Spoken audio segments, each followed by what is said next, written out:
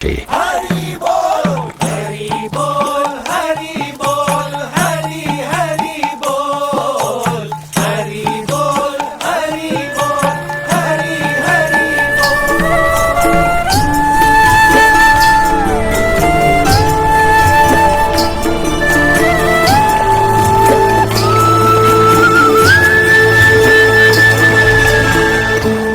गंगा और सागर का जहां मिलन होता है, उस पवित्र तीर्थ गंगा सागर की ओर नीलकंठ वर्णी बढ़ चले।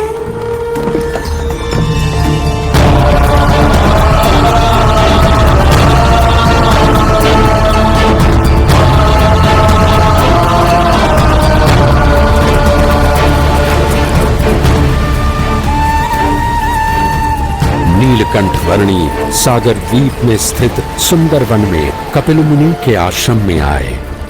यहाँ कपिल मुनि द्वारा रचित सांख्य शास्त्र का समन्वय सनातन वैदिक धर्म के एक मौलिक दर्शन के साथ करने का जैसे उन्होंने संकल्प लिया और वहां से पूर्वी भारत के उड़ीसा प्रदेश में आ पहुंचे।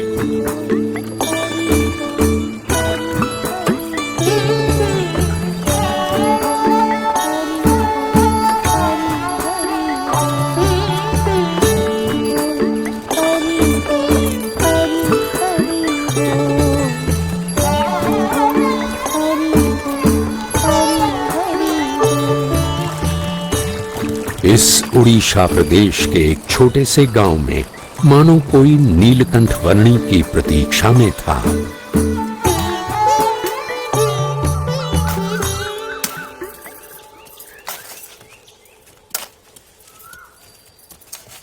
जयराम भैया, उन्होंने कहा कि संसार व्यवहार के सारे कर्तव्यों को निभाते हुए भी अपनी चित्त की वृत्ति भगवान में रखे रहोगे तो आपका गृहस्थाश्रम श्रेष्ठ होगा।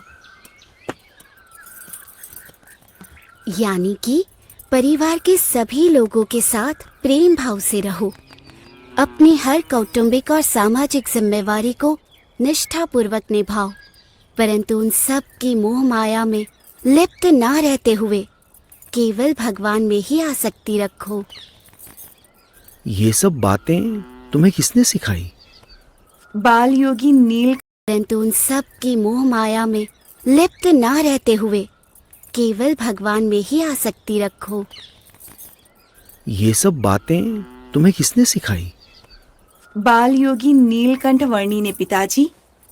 वे सन्यासी बाबा के मंदिर में ऐसा उपदेश दे रहे थे। तो तुम दोनों उन्हें हमारे यहाँ लेकर क्यों नहीं आई? पर माँ, उन्होंने तो आँख उठाकर हमारी ओर देखा तक नहीं। तो हम उन्हें कैसे बुला लाते? क्या ऐसे पवित्र बाल ब्रह्मचारी हैं वो? चल जयराम, उन्हें हमारे घर पर ले आते हैं। चल चल।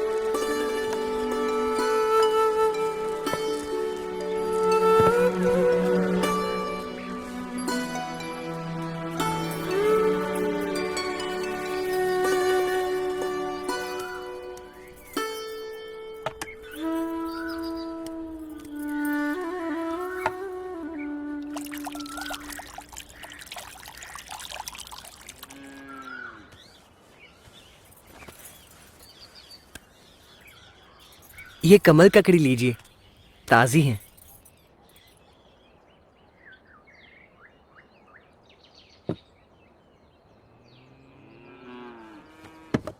ये जयराम और मैं कृष्ण तंबोली, हम दोनों रोज ताजी कमल ककड़ी लाते हैं।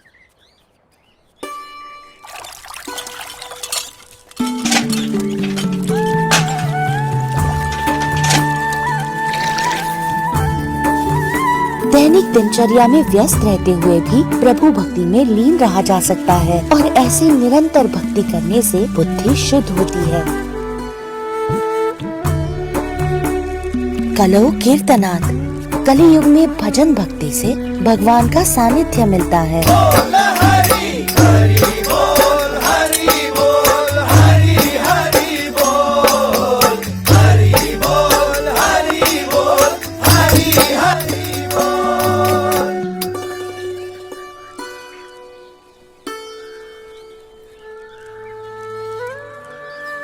रोज इतनी ताजी कमल ककड़ी कहाँ से लाते हो? क्या मुझे भी उस जगह ले चलोगे? हाँ, आज शाम को ही चलेंगे। आपको हमारे साथ बड़ा मजा आएगा।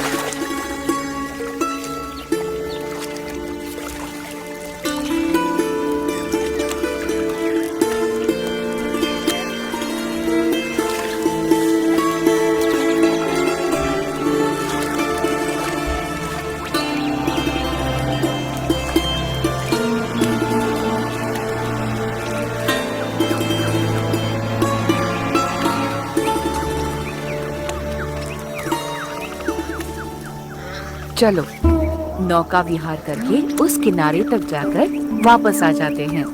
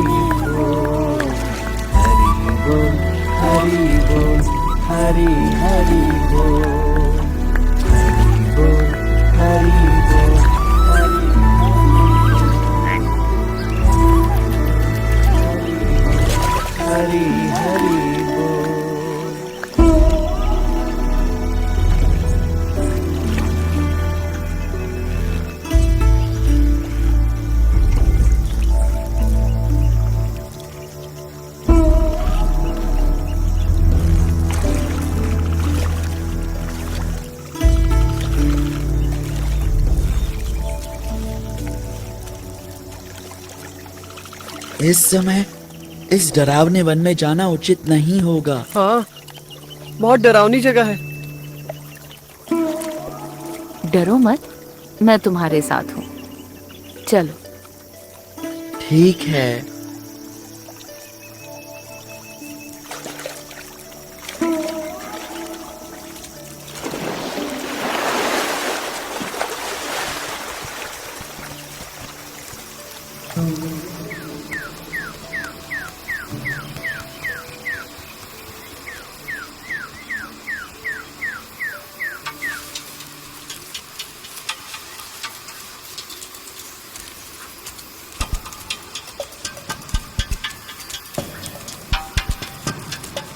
समझ में नहीं आ रहा कि आप कर क्या रहे हैं नीलकंठ वर्णी, और हमें कहाँ ले जा रहे हैं।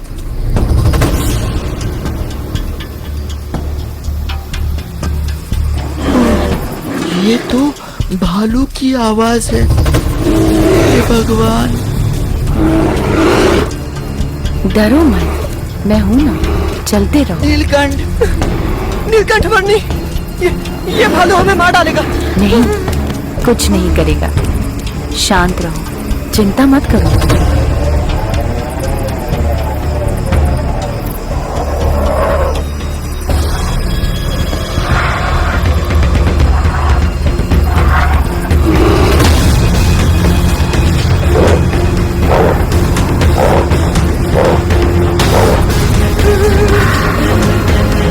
ये तो हमारे रास्ते का है।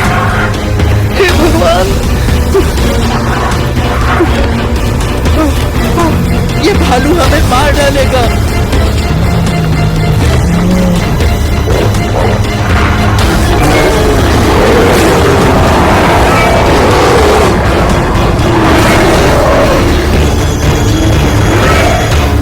शांत हो जाओ।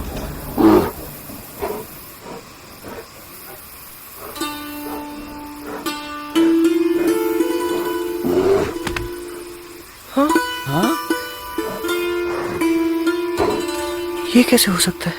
हाँ? चिंतित मत रहो, तुम्हारा कल्याण अवश्य होगा। अब जाओ।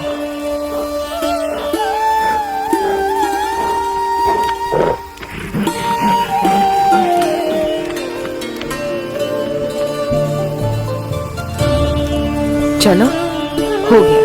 अब वापस घर चलते हैं। हाँ, जल्दी चलो, जल्दी यहाँ से भाग निकलते हैं। जल्दी यहाँ से भाग निकलते हैं। हाँ? भागो भगवान, कहीं वो भालू वापस ना आ जाए।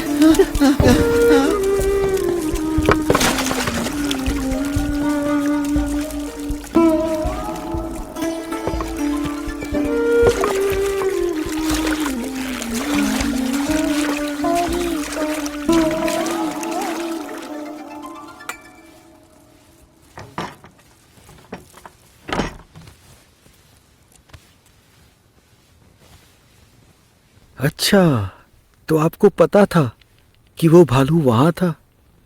हाँ, भगवान के स्वरूप में संशय होने के कारण उसे मोक्ष नहीं मिला था और मोक्ष प्राप्ति के लिए बार बार इसी योनि में जन्म लेता रहता था।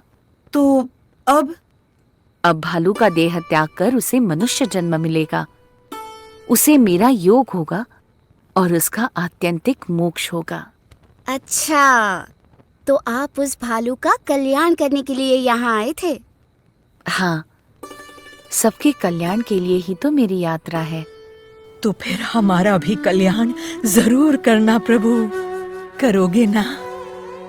हाँ, आपकी मति शुभ है तो कल्याण होगा। मुझे तो पहले से लग रहा था कि आप कोई दिव्य प्रतिभा हैं।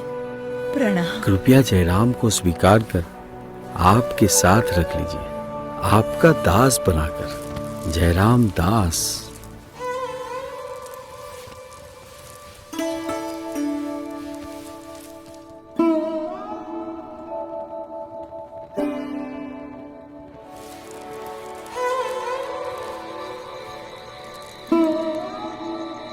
कुछ मुमुक्षुओं को कल्याण के मार्ग पर प्रेरित करने के पश्चात भी उनके साथ ही बस जाना वो नीलकंठ वर्णी की शैली नहीं थी, क्योंकि उनका लक्ष्य था अनंत मुमुक्षुओं के कल्याण के लिए अपनी कल्याण यात्रा को आगे बढ़ाते ही रहना।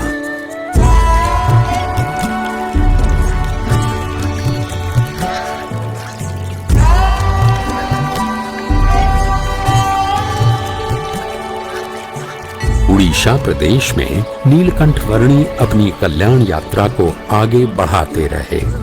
मार्ग में सदा व्रतों से जो कुछ भी मिले उससे निर्वाह कर लेते हुए, जो कोई भी मिल जाए उसके लिए परम कल्याण का मार्ग प्रशस्त करते हुए और निज स्वरूप के निजानंद में मग्न रहते हुए।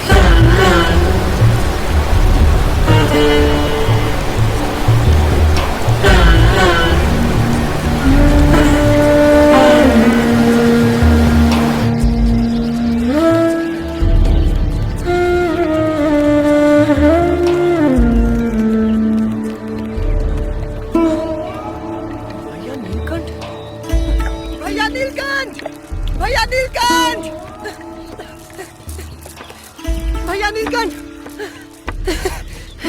भैया नीलकंठ, 20 दिनों से आपको ढूंढ रहा हूं मैं। आपके चले जाने से मेरा परिवार बहुत दुखी है। मुझे उनके साथ रहना है और आपके बिना नहीं रहना है। तो घर चलो, आप चलो। उन सबके प्रेम का मैं आदर करता हूँ, परंतु मेरी यात्रा तो अविरत आगे बढ़ती ही रहेगी जयराम दास। क्यों ना तुम भी मेरी यात्रा में जुड़ जाओ।